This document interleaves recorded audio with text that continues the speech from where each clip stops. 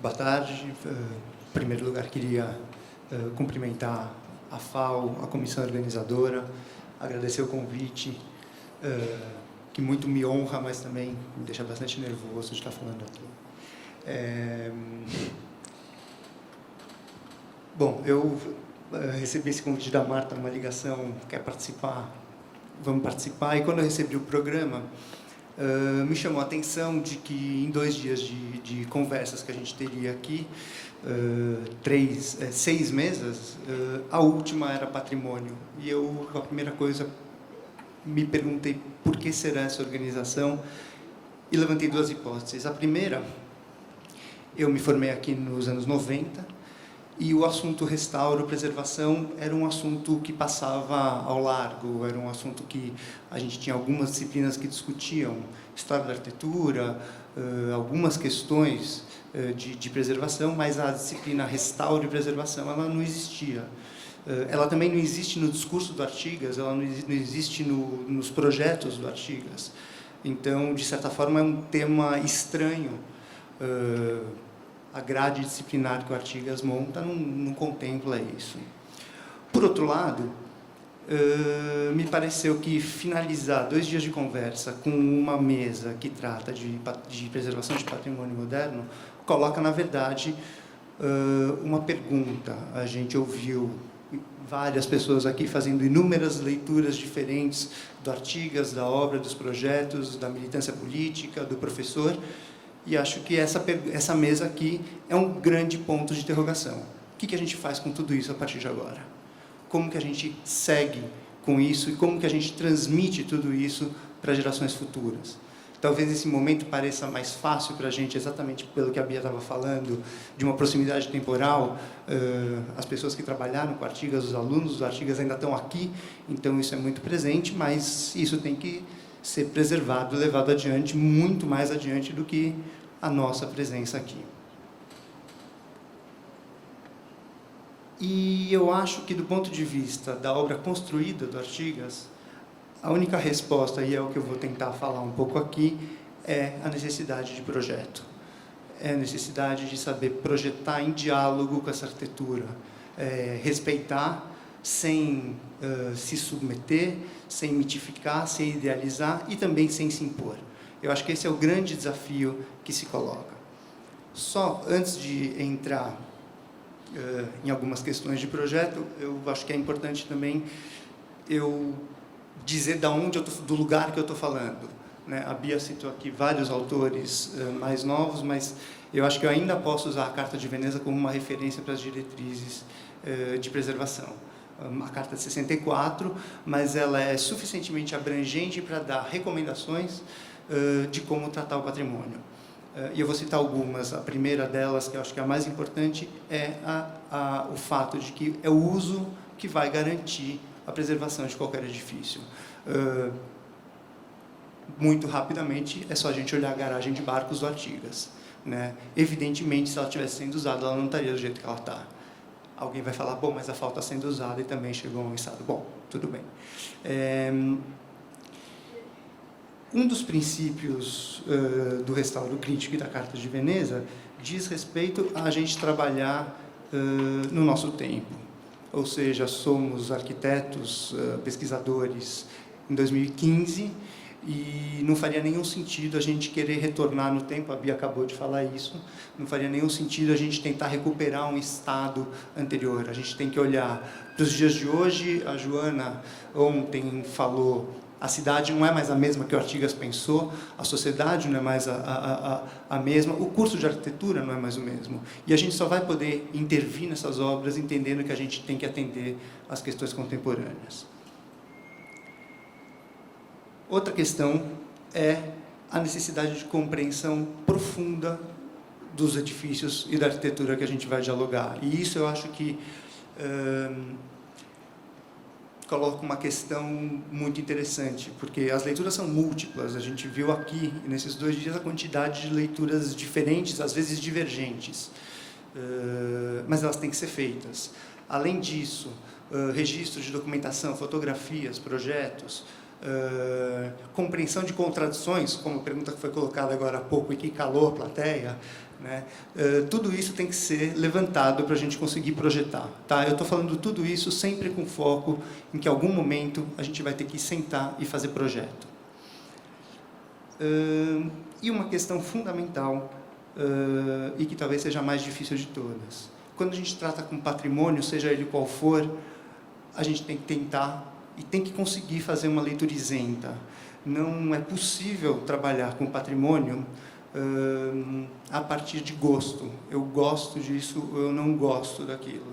E se não for possível fazer essa leitura isenta, ou a mais isenta possível, eu diria que é melhor não fazer, porque a probabilidade de erro é enorme. Eu acho que esse é o maior desafio colocado. Bom, e aí, então, qual seria a diferença de fazer um projeto de restauro, de conservação, de preservação, de atualização na arquitetura moderna e em outros edifícios mais antigos? Do ponto de vista metodológico, me parece que não tem diferença nenhuma. A gente tem que entender qual é o valor, qual é o discurso colocado nesses edifícios que a gente quer preservar, que a sociedade reconhece e que devem ser preservados e transmitidos para gerações futuras. E eu vou, talvez, repetir um pouco o que a Bia falou, mas eu acho que a especificidade do moderno é a dificuldade que a gente tem de tratar com os nossos mestres. Existem 3 situações que são recorrentes, e que eu vou abrir agora, mas antes eu queria citar, eu não sei se o Luiz Antônio Jorge já foi embora, mas tem um texto dele que fala da relação do ensino com o prédio, e que, num trecho, ele faz o seguinte texto. Há que se distinguir, portanto, a condição de mito da de paradigma. A FAO, na condição de mito, paralisa-nos e desestimula a investigação. Na condição de paradigma, ao contrário, permite a inovação ou até sua superação. Eu acho essa frase, ela resume praticamente a minha fala, e eu acho que, dentro do que o Leandro apresentou ontem, de que a FAO estava num quadro que falava de pedagogias radicais ontem, eu acho que para a FAO permanecer nesse quadro de pedagogia radical, ela tem que entender que ela não pode mitificar nem o seu prédio, nem a sua grade, ela tem que se atualizar, senão ela perde essa condição de pedagogia radical que ela foi colocada. Bom, então, voltando às 3 posturas que eu acho que são recorrentes e muito complicadas, a primeira é a negação, é não reconhecer o valor. E aí a Bia já falou das favelinhas que tinham no departamento, e que assim que foram removidas, foram construídas outras na seção de aluno, né? Ou rampas colocadas aleatoriamente, que ontem o Barossi comentava, que são ações que desconsideram os valores atribuídos ao edifício. Eu estou falando sempre da FAO, porque eu acho que é o mais fácil para a gente, até porque a gente está aqui. Ações pragmáticas. Eu tenho que resolver um assunto, eu vou lá e resolvo, e não entro em diálogo com o edifício.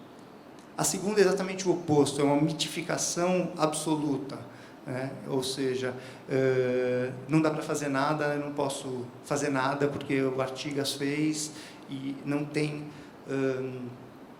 como fazer, a não ser pegar o projeto original e refazer, ou voltar a uma situação original, que a Bia já falou com tanta clareza.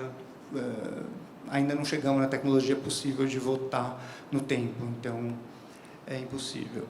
E a terceira, que é talvez a mais engraçada, mas a mais perigosa de todas, remete a Viollet-le-Duc no século XVIII, que é supor que a gente pode adivinhar o que o Artigas faria hoje na FAO.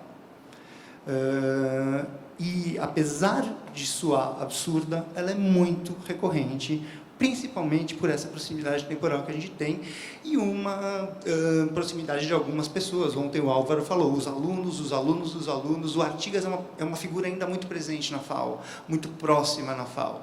E eu acho que isso traz essa hipótese de eu acho que o Artigas faria assim, então eu vou fazer assim. Eu acho isso, além de ser um problema, de uma certa arrogância, achar que alguém pode supor o que o Artigas pensaria nesse momento. Bom, essas condições são as que levam a FAO a estar do jeito que ela estava até pouquíssimo tempo atrás.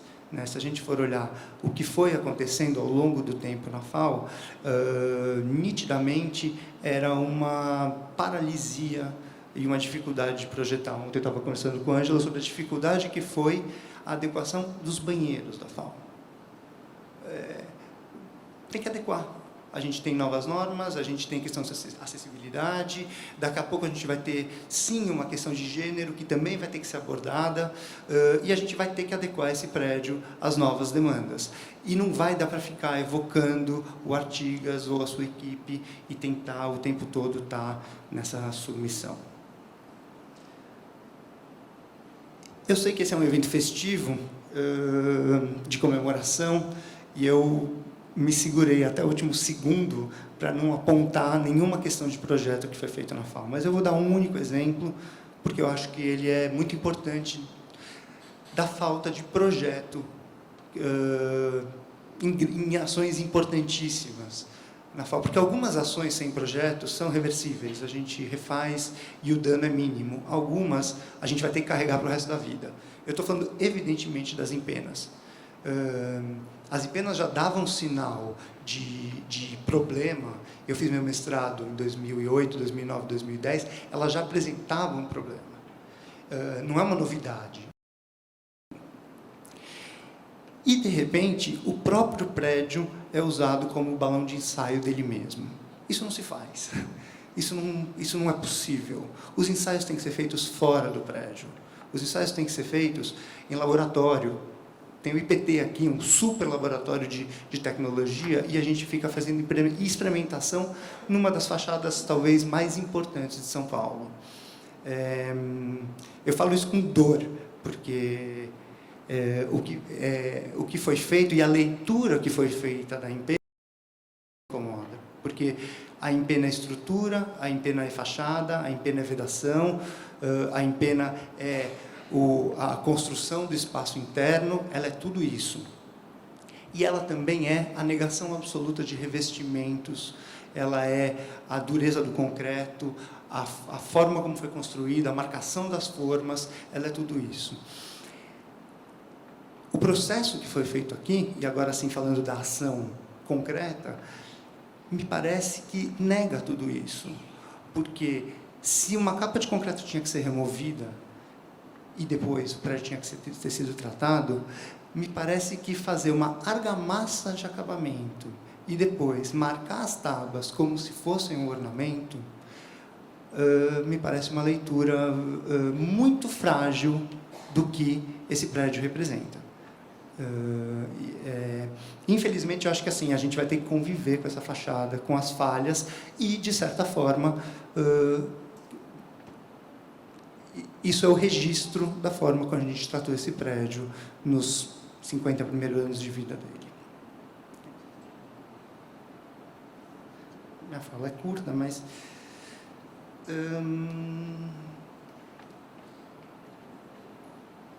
Bom, essas minhas falas, eu tenho conversado, discutido e pesquisado sobre isso. Muitas vezes eu me sinto...